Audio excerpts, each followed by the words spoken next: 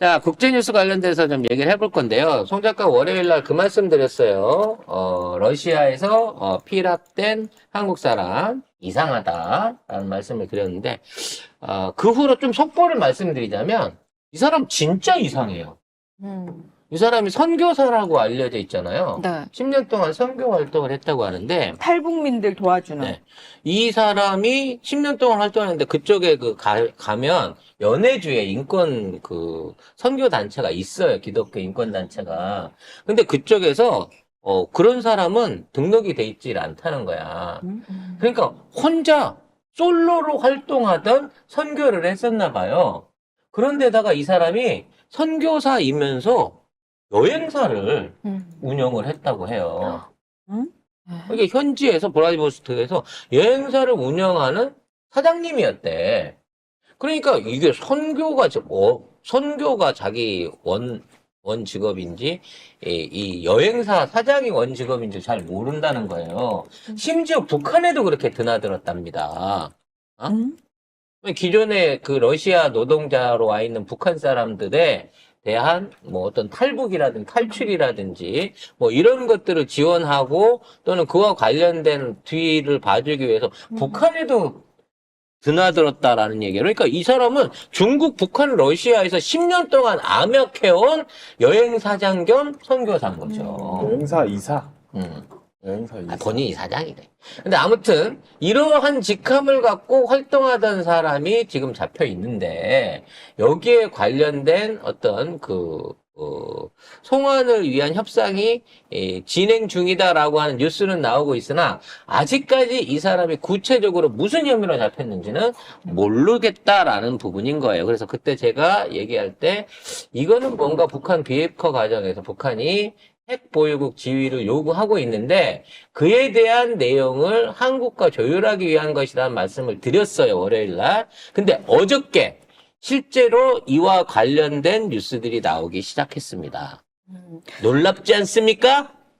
푸틴이 국영 매체 인터뷰에서 북한이 핵과 관련해 러시아에 도움을 요청했냐는 질문을 받고는 조선민주주의 인민공화국은 자체 해구산을 가지고 있다. 그들은 우리에게 어떤 것도 요청하지 않았다고 답했습니다. 이 얘기는 단순하게 인터뷰가 아니고요. 국영통신하고 대통령 후보 자격으로 하는 대담 인터뷰에서 밝힌 거예요. 북한 관련된 정책 얘기를 물어보면서 북한이 핵 관련한 얘기를 했을 때 어떻게 대처할 겁니까? 라고 했더니 걔네들은 이미 핵 능력을 갖고 있다는 거야. 핵우산이 있다는 얘기는 핵을 통해 갖고 자기들을 해하려고 할 수 있는 상대에 대해서 보복을 할 수 있는 능력이 있다라고 러시아가 확인을 해준 거예요. 즉 미국까지도 직접적으로 공격할 수 있는 능력이 있다라는 얘기인 거죠. 미국을 적성국으로 볼 수 있다고 치면은. 그래서 이와 관련된 내용을 할 때 그럼 러시아가 일방적으로 봐주는 게 아닌가라고 봤더니 같은 날에 미국의 연합사령관이 한미 연합군 사령관이 우리도 몰랐는데 워싱턴 스트리트 저널하고 인터뷰를 했어요. 자. 네, 그래서 대북 억제 초점이 북한의 핵 능력 개발 중단에서 핵무기 사용 저지로 전환됐다고 했습니다. 이 얘기는 뭐냐면 더 이상 저지할 수 없다는 거예요. 핵 능력을 완성시켰다고 보는 겁니다. 즉 한미연합사령관이 이미 북한은 핵 능력을 다 갖췄다는 거예요. 그 얘기는 뭐냐면 핵 폭탄뿐만 아니라 탄두 소형화 기술부터 발사체 그리고 궤도 재진입 기술을 다 갖추고 있다라고 또 한 번 인정을 해버린 거예요.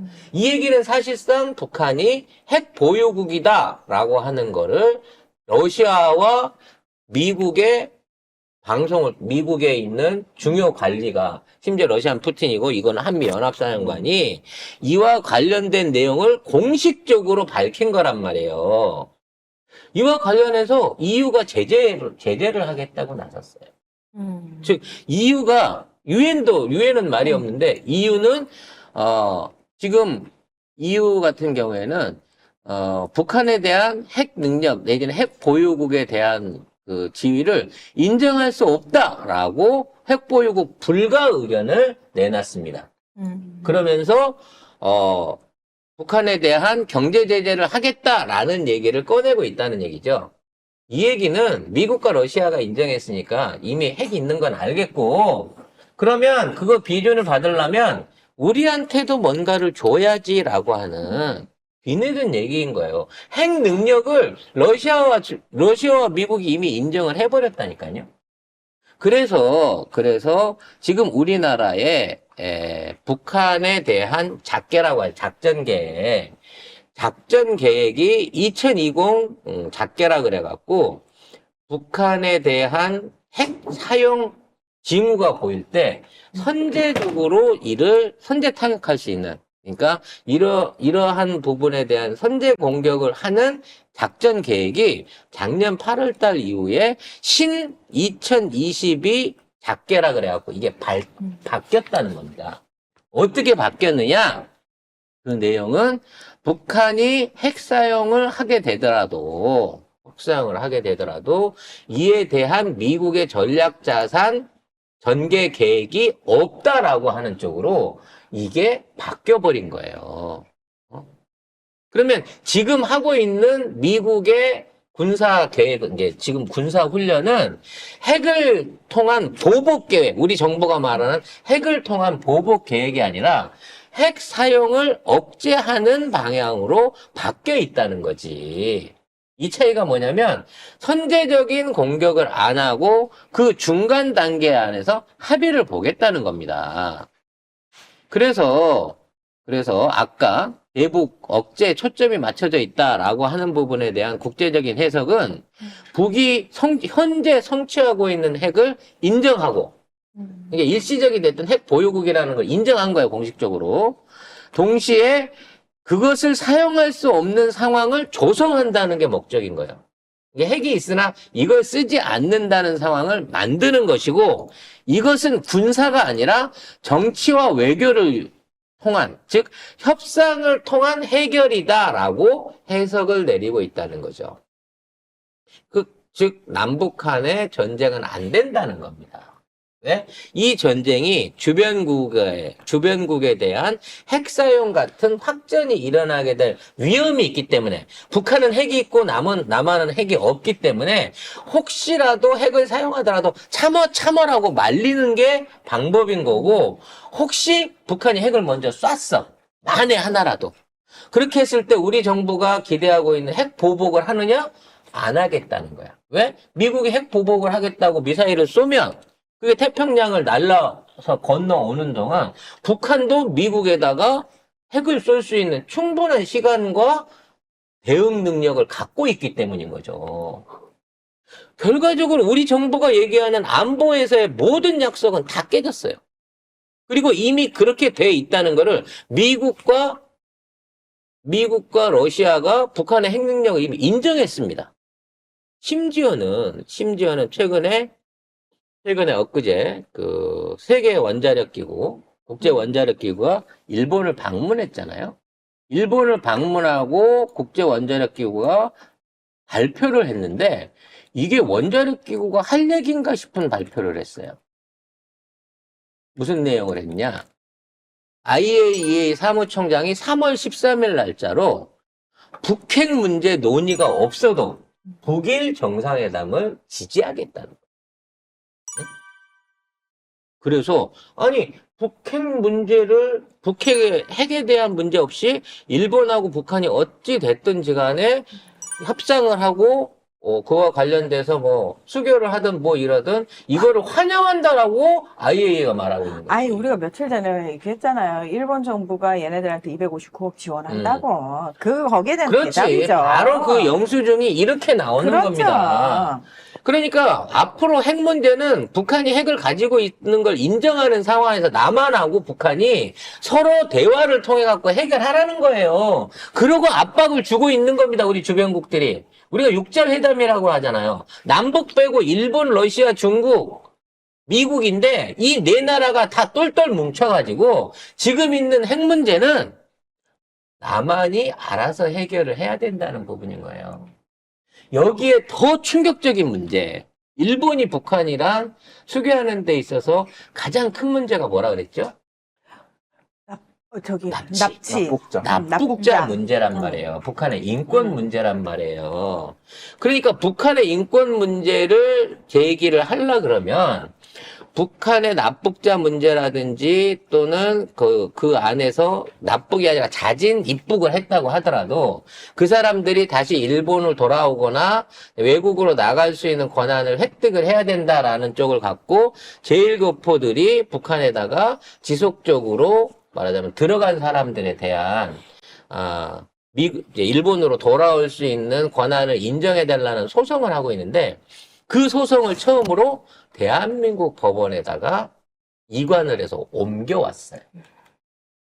지금까지는 납북된 사람들에 대한 법적 문제를 일본 사람들이 호소할 데가 없어서 북한이랑 이게 안 돼 있으니까 그럼 북한이랑 수교가 되면 북한한테 직접 대고 소송을 해야 될 거 아니야.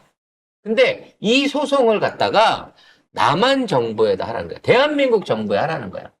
그래서 대한민국 정부가 그걸 잡아가지고 그 소송을 받아가지고 북한하고 문제를 해결하라는 거야. 그러니까 우리한테 납북 문제까지 일본이 떠넘기고 있는 거야, 정치적으로. 이게 지금 한반도의 정치 외교 상황입니다, 여러분. 이미 전 세계가 이미 북한을, 특히나 우리의 혈맹이라고 하는 미국까지도 우리나라에 주둔해 있는 한미 연합사령관도 북한이 핵 능력을 갖고 있다는 점을 인정해버리는 인터뷰를 했다고. 근데 이런 내용이 나오느냔 말이야. 송 작가가 소설적인 내피셜을 쓴다고 월요일날 악플 다신 분들 어떻게 생각하냐고, 이 부분에 대해서. 내가 뒤끝이 있어서 이 얘기를 갖고 온 게 아니에요. 맞는데. 아니, 나도 이렇게 빨리 진행될 줄은 몰랐다니까? 우리만 빼고 나서는 나머지 4개국들은, 5개국이죠. 북한까지 포함하면, 일사천리로 이 문제를 해결하고 있어요, 지금. 응?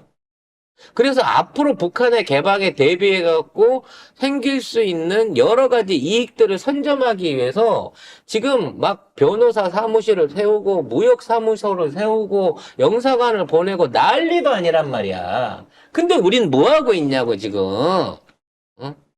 빨갱이 얘기는 하고 있는 거다. 뭐 참수를 하겠다는 둥, 북한 버르장머리를 고치겠다는 둥, 북한이 군사적 행동을 할 수 있다는 둥.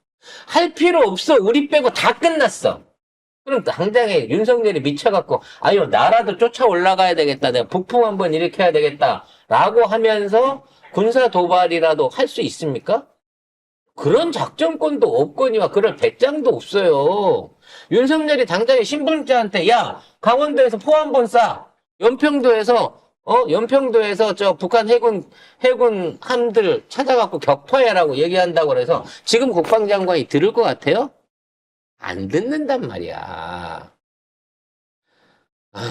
사실 이런 문제도요, 이 윤석열 정부의 무능함을 증명하는, 외교에서의 실패를 증명하는 굉장히 중요한 부분입니다. 근데 어느 언론에서도 다루질 않으니까 이게 진짜 송 작가 TV에서 자꾸 이 얘기를 드리는 거예요. 해결하는 방법은 20일 후에 우리가 25일 남았죠? 투표 잘하는 거 말고는 다른 방법이 없습니다. 4월 11일자로 이 새끼들을 대한민국 땅에 휴거시켜버리지 않으면, 리셋하지 않으면 이 모든 문제의 피해를 우리 후손들, 우리 자신들이 받게 된다는 말씀 드리면서 여기까지 하고 마무리하겠습니다.